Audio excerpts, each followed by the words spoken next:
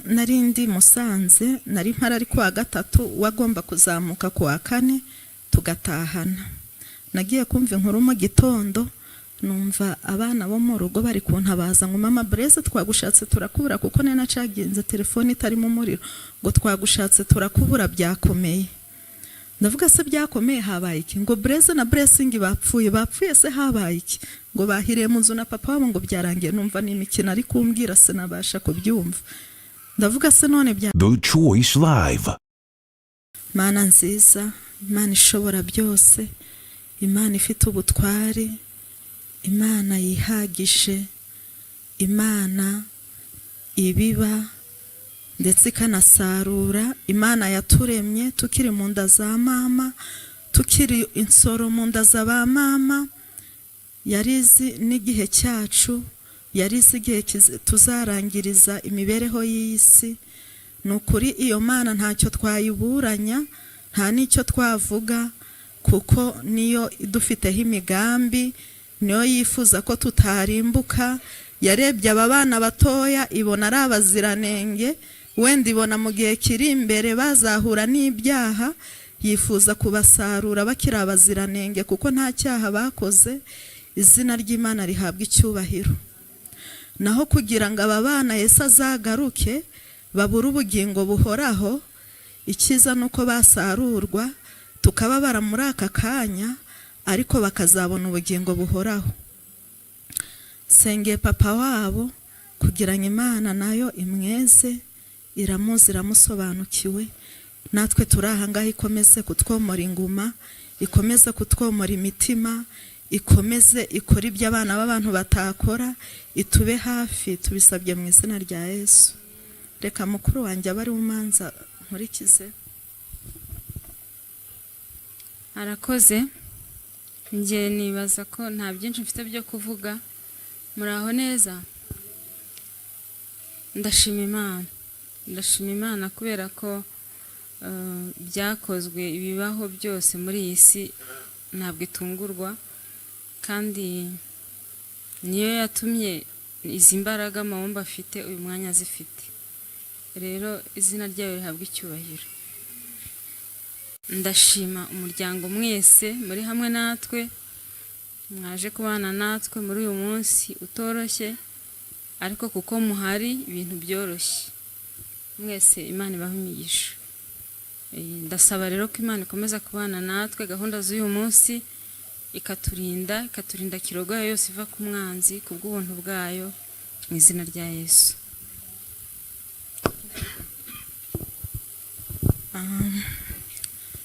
Ndahera ku mutware. Twagiranye ibihe byiza mu myaka 10 twari tumaranye.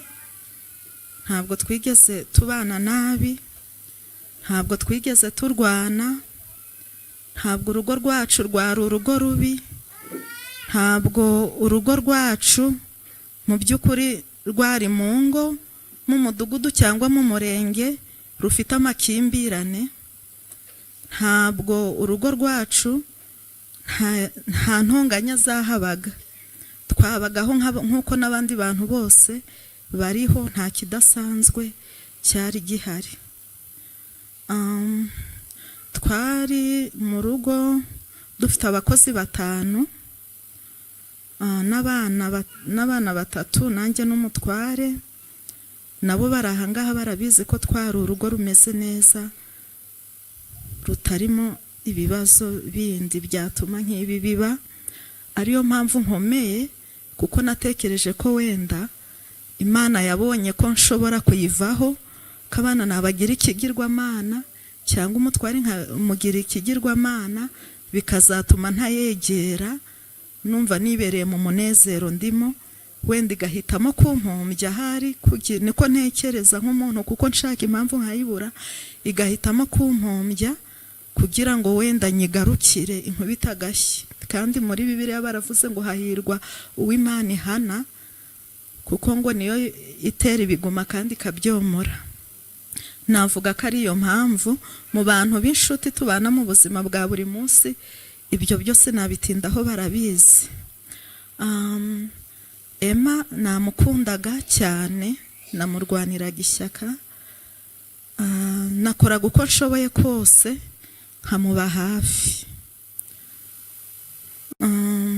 Ibi bibazo bijya kuba ntabwo nge nari naharaye, sinari mu rugo, byabaye ngombwa ko njye Musanze kuko niho dukorera business, ngenda tubiziranyeho abizi, ariko ndamubwira ati ngiye ka ngende nke muri bihari, turi gutinda kandi igihe cyadusize. Byabaye ntahari, ubwo nari ndi Musanze, nari mpara ari kuwa gatatu, wagomba kuzamuka kuwa kane tugatahana. Nagiye kumva inkuru mu gitondo, numva abana bo mu rugo bari kuntabaza ngo mama Blaise twagushatse turakubura, kuko nari nacaginze telefone itarimo umuriro, ngo twagushatse turakubura byakomeye. Ndavuga se byakomeye habaye iki? Ngo Blaise na Blessing bapfuye se habaye iki? Ngo bahiriye mu nzu na papa wabo ngo byarangiye. Numva ni imikino ari kumbwira, se nabasha kubyumva. Ndavuga se none byagenze uti? Ngo ubwo icyo nakoze, nahise mu minota 5 telefone yanjye nabaga ndi guhamagarwa n'abantu batandukanye, umuyobozi barampamagaye ngo cyo kora turokoye Brian, ngo ariko abandi bose byarangiye.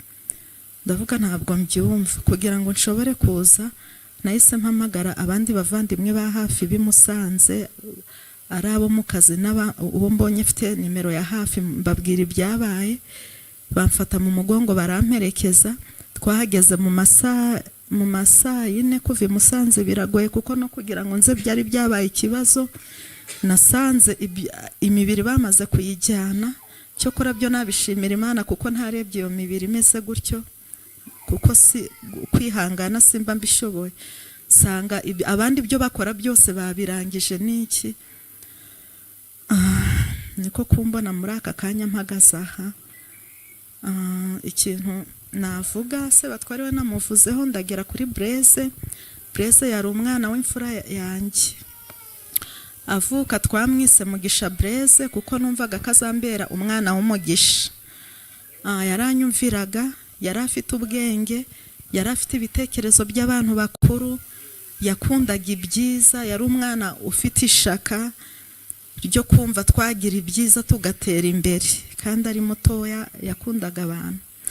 Ikindi kintu navuga kuri Blessing, Blessing namubyeyi numva nshaka umwana w'umukobwa cyane, Imana iramumpa. Nahoraga mvuga ngo icyampa uyu mwana nkazamubyara akambera umukobwa.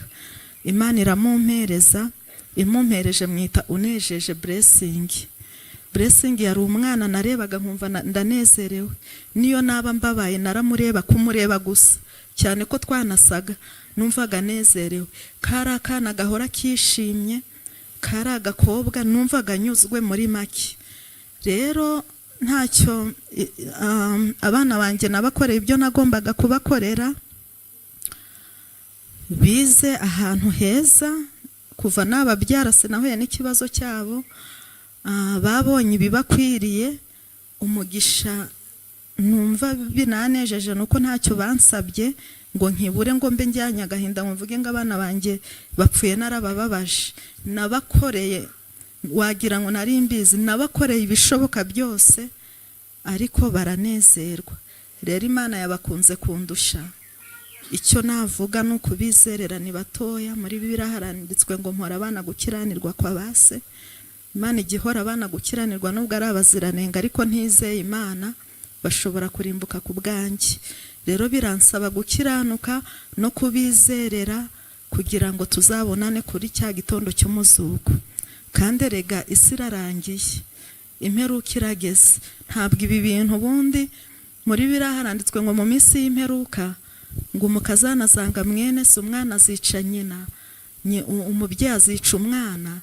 Rero iki ni ikigaragaza ko turi mu minsi y'imperuka, turi mu mugoroba wa nyuma. Ibyahanuwe byose byarageze, hasigaye ikimenyetso kimwe gutangaza ifaranga na dimanche gusa, kandi biri hafi kuko nibyo biri kuvuga ubundi Yesu akagaruka. Rero ibyiringiro mfite nuko nzi ko nta gihe kinini gihari. Icyo nsabwa mu minsi iri imbere ni ukwitegura kugira ngo nzongere kubabona. Murakoze. The Choice Live.